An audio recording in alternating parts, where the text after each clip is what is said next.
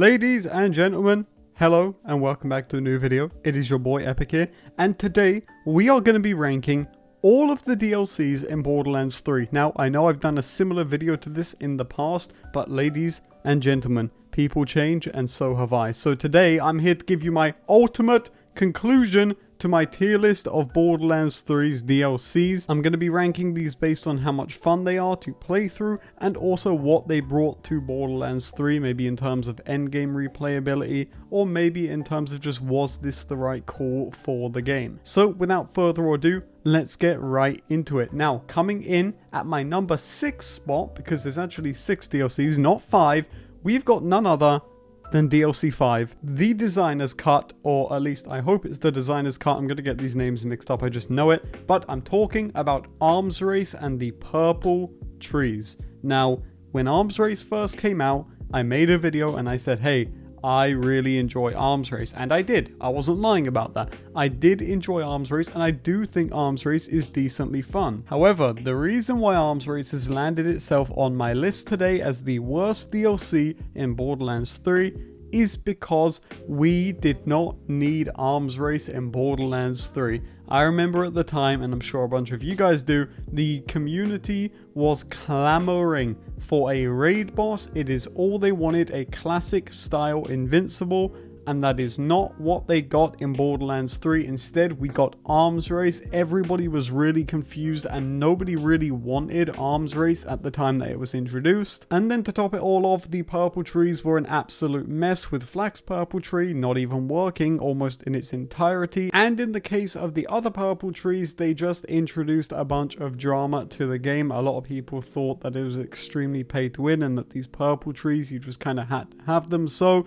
all in all, I have to put DLC 5 at my number 6 spot. Sorry, DLC 5. Now, moving on, we're going to our number 5 spot on the list, and this one, undoubtedly for me, has to be DLC 4, Krieg's Fantastic Faster Clock. Now, ladies and gentlemen, I gotta be completely honest with you. Sometimes in life, you make mistakes, and I, EpicNNG, Master Fishman of YouTube, have made a fatal mistake, because when DLC 4 came out, I reviewed it very positively and I said that I enjoyed this DLC a lot, and at the time I did, but I gotta be real with you for a second.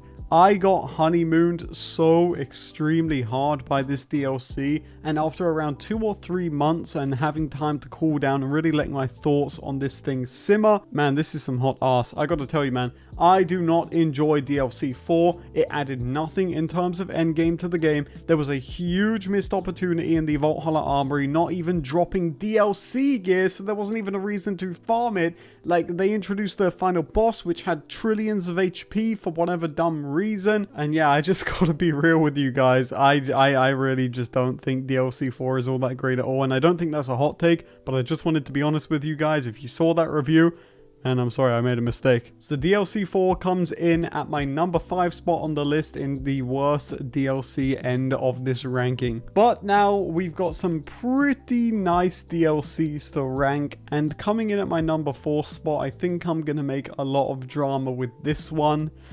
Gamers, my number 4 pick on my DLC rankings is the Handsome Jackpot DLC. It is DLC 1, and I just know you're going to be red hot. The dislikes are going to be flying. Well, we ain't going to see them anyway. Gamers, DLC 1 is on my list, not because it's a bad DLC, but because I just don't think it added enough to the game to compete with the others. While DLC 1 was good and it did have a good story, I feel like they really failed to capitalize on a lot of opportunities for endgame bosses, little secrets you could discover on the Handsome Jackpot. Also, the drama that was added with the Seeing Dead class mod was absolutely terrible.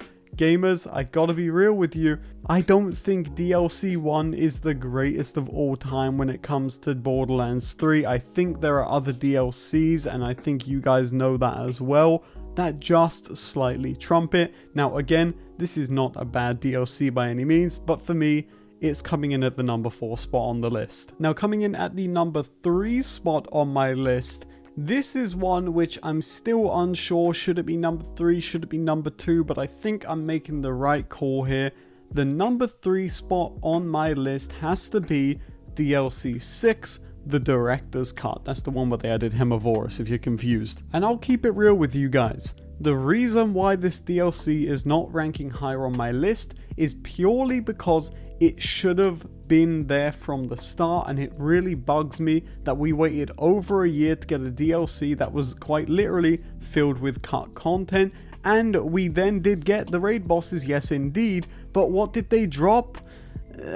Not really that much. From the Atlas replay to the Ionic Disruptor, these weapons were okay, but it felt like they were just kind of underwhelming in the grand scheme of things. I mean, we waited so long to get these bosses in the game, and when we finally did, they even brought back Vermivorous, but they didn't even bring back the Northfleet. They didn't even bring back any of these cool items for us to take a look at. Instead, we got some really lousy inventions, which I think just ended up being more gimmick weapons than anything. And if we want to talk about the DLCs themselves, I really felt like the missions were okay, but again, I just don't think they did all that much in the grand scheme of things. We did get a nice payoff with the Iridians and the Seer, but with no news on Borderlands 4 and no news on more Borderlands 3 DLC, it feels like the conclusion to that DLC was just missed potential, because I mean, what did it mean? We don't know, and if it means that Borderlands 4 is going to be based around Lilith, now I hate the DLC even more, because